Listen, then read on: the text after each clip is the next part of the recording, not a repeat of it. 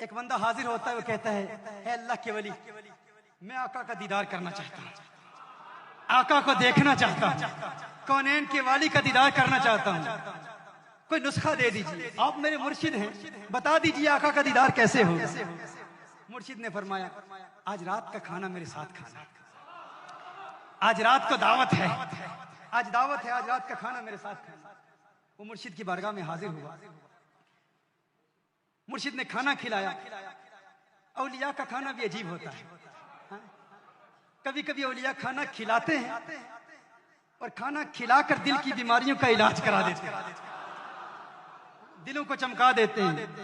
اور کبھی کبھی ایسے اولیاء بھی ہوتے ہیں جو کسی کے مرض کا علاج کرنے کے لیے خود بیمار بن جاتے ہیں۔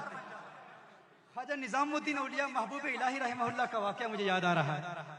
آپ بیمار ہو گئے تو آپ کو بتایا گیا کہ ایک غیر مسلم ہے جو کچھ پڑھتا ہے، کچھ دم کرتا ہے، ایک غیر مسلم ہے جو اپنا کچھ کلام پڑھتا ہے، دم کرتا ہے، اور سنا ہے کہ اس کے دم میں بڑا اثر ہے، جو کچھ بھی وہ پڑھتا ہے۔ خواجہ نظام الدین اولیاء رحمۃ اللہ تعالی علیہ اس کے پاس چلے گئے، اس نے کچھ پڑھا، جو کچھ بھی پڑھا، اب فوراً سے احتیاط ہو گئے، فوراً سے احتیاط ہو گئے۔ آپ سے احتیاط ہوتے ہیں تو فرماتے ہیں تیرا کون سا عمل ہے جس کی وجہ سے تو نے جو پڑھا ہے میں ٹھیک ہو گیا؟ اب کوئی سوچ سکتا ہے کہ اللہ کا ولی کسی ایسے بندے کے پاس کیوں جائے گا، یہ آپ کو پتہ چل جائے گا کیوں جائے گا۔ اور خواجہ نظام الدین اولیاء محبوب الہی کیوں گئے تھے؟ فرمایا تو نے کیا کیا، تیرا عمل کیا ہے، تیرا مجاہدہ کیا ہے، تیری محنت کیا ہے، تو کیا کرتا ہے جس کی وجہ سے تیری زبان میں ایسی تاثیر ہے کہ تو نے کچھ پڑھا میں ٹھیک ہو گیا۔ اس نے کہا مسئلہ یہ ہے میں ہمیشہ اپنے نفس کی مخالفت کرتا ہوں، میرا نفس جو کہتا ہے میں اس کا الٹ کرتا ہوں۔ نفس کہتا ہے ٹھنڈا پانی پی میں گرم پیتا ہوں، نفس کہتا ہے چاول کھا میں روٹی کھا لیتا ہوں، جو نفس کہتا ہے اس کی ضد میں اس کا الٹ کرتا ہوں تو اتنی تاثیر پیدا ہوگی، یہی میرا مجاہدہ ہے۔ خواجہ نظام الدین اولیاء محبوب الہی رحمۃ اللہ تعالی علیہ نے فرمایا اچھا یہ بات ہے، آپ نے اس کے کان میں کچھ کہا، کان میں کچھ کہا، ایک جملہ کہا، پھر اس کے بعد کچھ نہیں کہا، پھر جو کہنا تھا وہ اسی نے پھر کہا، پھر ولی نے اور کچھ نہیں کہا۔ نگاہ ولی میں سیر دیکھی، بدلتی ہزاروں کی تقدیر دیکھی، کان میں کچھ کہا، اس نے کہا اشہد ان لا الہ الا اللہ واشہد ان محمدن عبدہ ورسولہ، کلمہ پڑھ کے مسلمان ہو گیا۔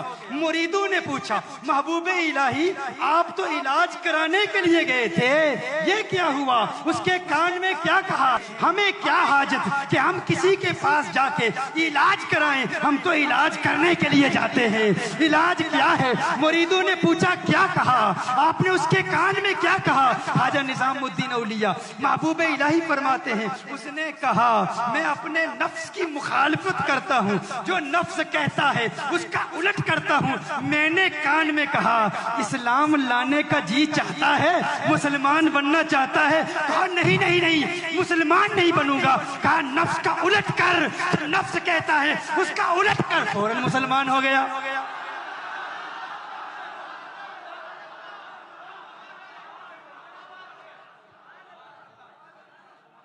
فوراً کلمہ پڑھ لے، تو یہ اولیاء کا طریقہ ہے۔ ہمارے ہاں کچھ جاہل ہیں، چیپٹر نمبر دس ورس نمبر دس، چیپٹر نمبر دس ورس نمبر دس، بائبل چیپٹر نمبر دس ورس نمبر دس، وہ ساری زندگی ریفیوٹ کرتے کرتے کرتے اپنے ہی بندے کھڑے کر کے انہی کو کچھ پیسہ دے کے تو میرے سامنے کھڑا ہو جانا، یہ سوال کرنا، میں جواب دوں گا، تو کلمہ پڑھ لینا، میرے نوٹ آتے رہیں گے، مجھے مال ملتا رہے گا۔ چیپٹر نمبر دس ورس نمبر دس، عقل کے اندھو اگر نظام الدین اولیاء محبوب الہی کی بارگاہ میں اگر اس میں قضائے تربیت سے تمہیں فیض ملتا تو پھر جس کو دیکھتے کلمہ پڑھ کے مسلمان ہو جاتا۔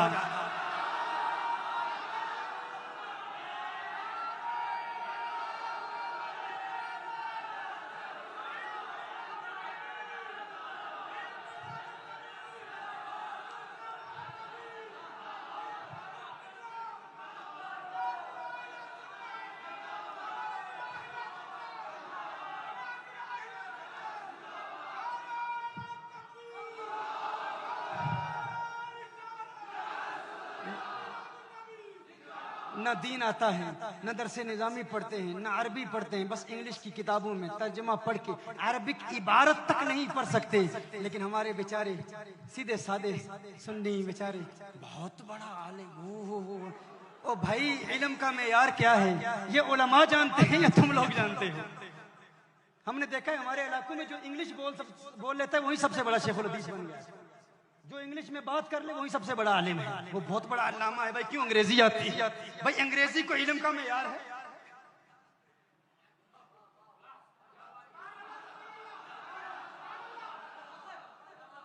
یہ وہ کہہ رہا ہے جو انگلش جانتا ہے. یعنی کوئی ایسا بھی ہو سکتا ہے جو احساس کمتری کا شکار ہو اور انگلش پر اعتراض کرے کیونکہ اسے آتی نہیں ہے. ہمیں آتی ہے پھر بھی کہتے ہیں یہ کچھ نہیں ہے. بھائی یہ علم نہیں ہے، یہ معیار علم نہیں ہے.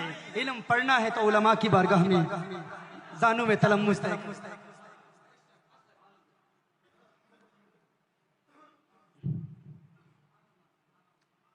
ہاں اس ولی اللہ کی بارگاہ میں وہ حاضر ہوتا ہے، آقا کا دیدار کرنا چاہتا ہے. کہا شام کا کھانا میرے ساتھ کھانا. کھانا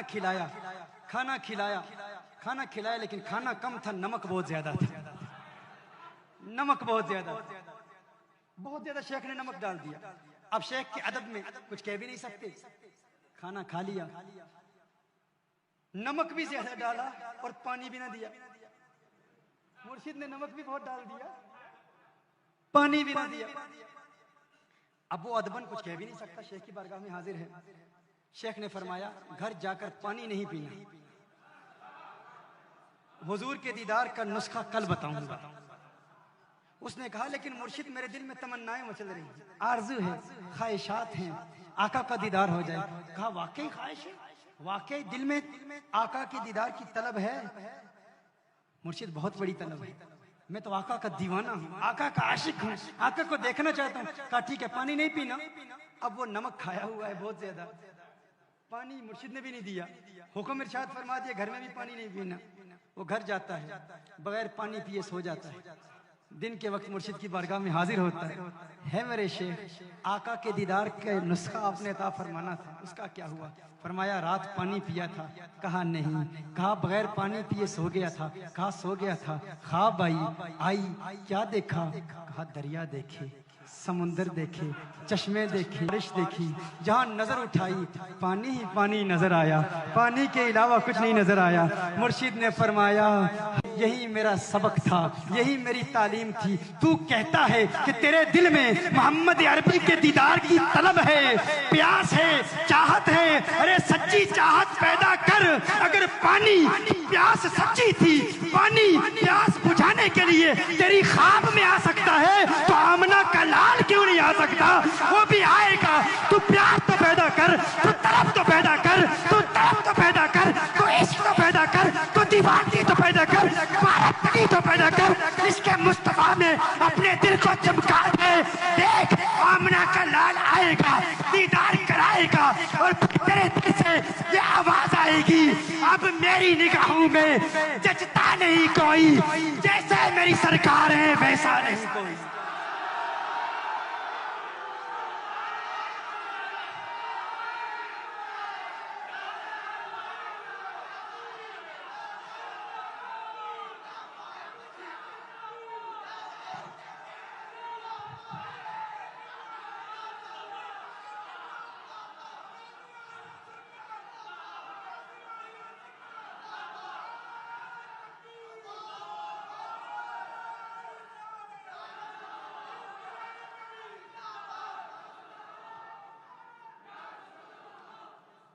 یہ میرے آقا صلی اللہ علیہ وسلم کے دیدار کا نسخہ ہے. اگر بنگلور کی گلیوں میں آپ کی آنکھیں حسیناؤں کے چہرے بھی تلاش کر رہی ہوں اور پھر یہ کہو کہ آقا کو دیکھنا چاہتے ہو، یہ سچی طلب نہیں ہے، یہ سچی طلب نہیں ہے.